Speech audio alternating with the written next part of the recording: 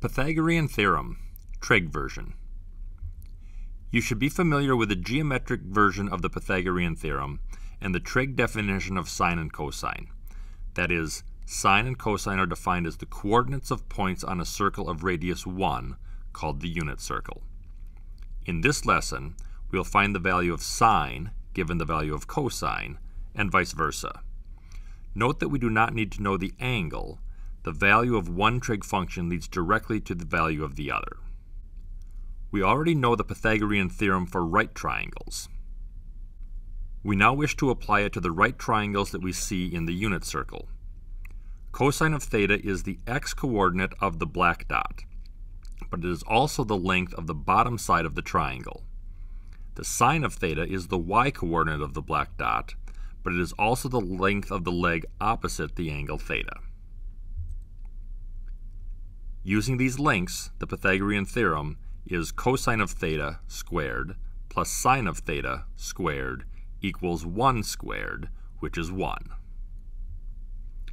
As a shorthand notation, we typically write the square on the cosine and sine functions and omit the parentheses. This equation will enable us to find the sine value when the cosine value is known, and vice versa. For example, find the sine of theta if the cosine of theta is 2/5. We begin by using the Pythagorean theorem to find that the square of the sine of theta is 21/25. We get two possible answers, one positive, one negative.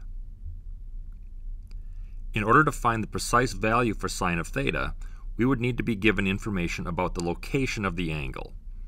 Since cosine of theta is positive, the angle must be either in the first quadrant or the fourth quadrant.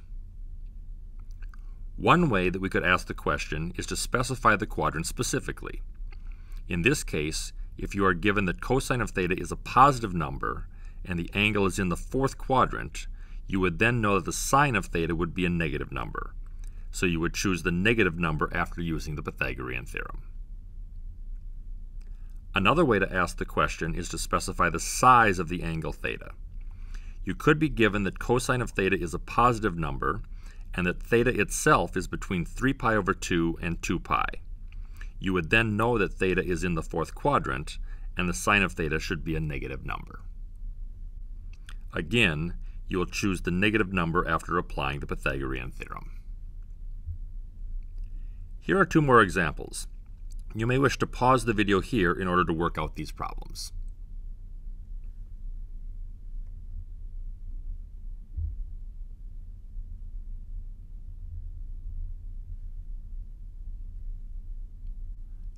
Note that you could also solve these problems using the geometric definition.